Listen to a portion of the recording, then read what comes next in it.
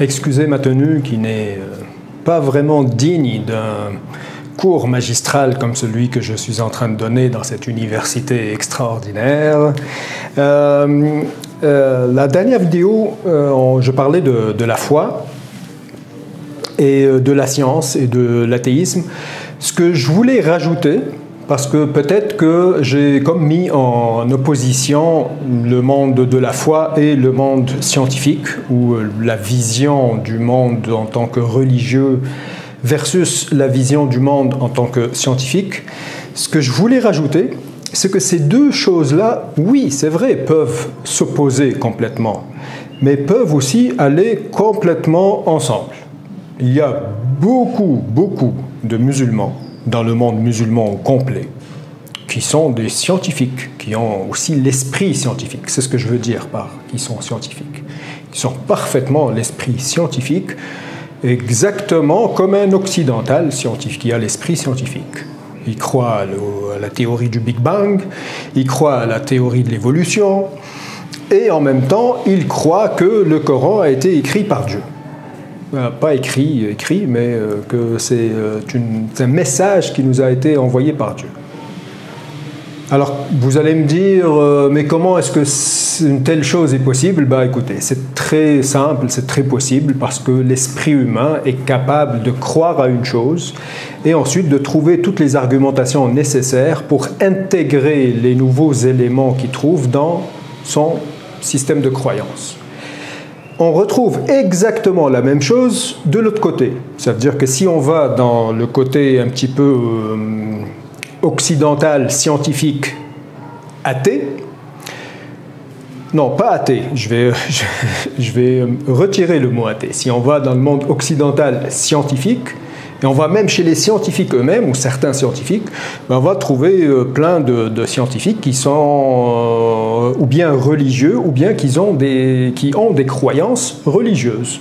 L'un ne va pas nécessairement contre l'autre, ou en opposition avec l'autre chose. Par exemple, vous pouvez trouver, je ne sais pas moi, un physicien ou un biologiste ou un chercheur dans n'importe quel domaine de la science dans le monde occidental, et il va vous dire bah, moi je crois en la réincarnation, par exemple. Chose qui n'est pas du tout dans le domaine de la science telle qu'elle est maintenant. Il n'y a pas d'expérience empirique scientifique qui puisse nous démontrer le phénomène de la réincarnation. Par exemple, c'est juste un exemple, ça peut être d'autres choses. Ensuite de ça, je vous ai déjà dit dans une vidéo précédente, ou peut-être non, peut-être pas dans une vidéo, je pense que j'ai écrit ça sur quelque part, sur Facebook ou quelque part comme ça, que je prends toutes les questions, toutes les suggestions, que je suis prêt de parler de n'importe quel sujet relié à ce sujet-là, et même d'autres sujets aussi plus tard, mais bon. J'ai reçu un message d'une amie qui m'a dit qu'elle a déjà lu il y a quelques années au Québec un article qui parlait justement de l'islam, du monde musulman, etc., etc. Et dans cet article-là, le journaliste en question, ou le chroniqueur, il disait à peu près que, et d'ailleurs c'est un argument qu'on entend souvent, et il disait que l'islam, par rapport à la religion chrétienne, était comme un petit peu en retard, un retard historique. Que, vu que les deux religions sont séparées par quelques siècles, l'islam était en quelque sorte une nouvelle religion par rapport au christianisme. Et il disait aussi, et c'est ce que cet ami me rapportait, qu'il y a plusieurs choses ou plusieurs perversions ou un certain barbarisme qu'on voit aujourd'hui dans le monde musulman qui nous rappelle justement les années noires de la civilisation chrétienne. Civilisation chrétienne dans le temps où ils brûlaient des gens, ils torturaient des gens, ils faisaient toutes sortes de choses un peu bizarres au nom de la religion. Chose qu'on retrouve aujourd'hui, c'est vrai, hein, c'est pas faux, ici et là, via tout ce qui se passe avec des gens comme l'État islamique ou tous ces groupes-là. Bon. Alors, est-ce que cet argument tient la route? Est-ce que ce barbarisme ou cette manière attardée ou de mauvais goût, on va dire, de faire les choses dans une certaine partie du monde musulman, parce qu'il y a plusieurs choses qui se passent dans le monde musulman qui interpellent vraiment l'Occident, et c'est tout à fait normal. Alors, est-ce que ça peut être expliqué effectivement par le fait que c'est une religion qui est encore jeune et qui va se développer? Ça veut dire que celui qui porte cette opinion-là, il part du principe que la religion musulmane ou les sociétés musulmanes suivent la même trajectoire historique des sociétés chrétiennes ou de la civilisation chrétienne. Est-ce que c'est possible? Et si oui, pourquoi? Pourquoi est-ce qu'une religion qui est nouvelle, entre guillemets, par rapport au christianisme, va suivre le même parcours historique, en quelque sorte?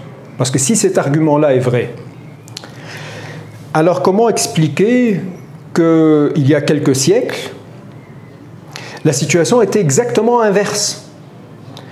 En même temps qu'en Europe, ils brûlaient des gens, ils faisaient des procès de sorcières, et que c'était un petit peu la déchéance, on va dire, économique et politique, c'était l'âge d'or dans le monde musulman.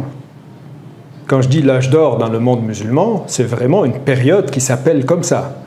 Vous pouvez taper sur Wikipédia l'âge d'or de l'islam et vous allez trouver beaucoup d'informations avec des dates qui correspondent à une période assez longue dans l'histoire de l'islam ou du monde musulman, là où ont été produits un corpus énorme de sciences, de philosophie, de traductions de manuels philosophiques qui sont venus de l'Est surtout, que ce soit des Grecs ou des Perses, ou même des bouddhistes.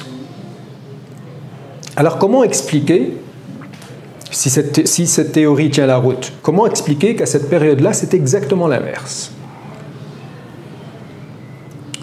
Donc là, vous voyez qu'il y a des problèmes. Ensuite, est-ce que toutes les religions passent comme ça par une sorte de parcours historique où ils sombrent dans le barbarisme ou dans le chaos, et puis ensuite ils sortent vers la lumière, etc. Est-ce qu'on peut dire ça, par exemple, de l'hindouisme, ou du bouddhisme, ou du judaïsme, ou du taoïsme? Ou est-ce que les vraies réponses sont à trouver ailleurs? Je ne vais pas répondre tout de suite à cette question parce qu'il n'y a pas une seule réponse claire ni une seule réponse possible, mais pensez-y. Et moi, je vais continuer à parler de la grande mutation sociale qu'il y a eu dans le monde pendant la révolution industrielle. Et comment cette grande mutation a affecté non seulement le monde au complet, mais aussi le monde musulman et plus précisément le monde arabo-musulman. Sur ce, à la prochaine.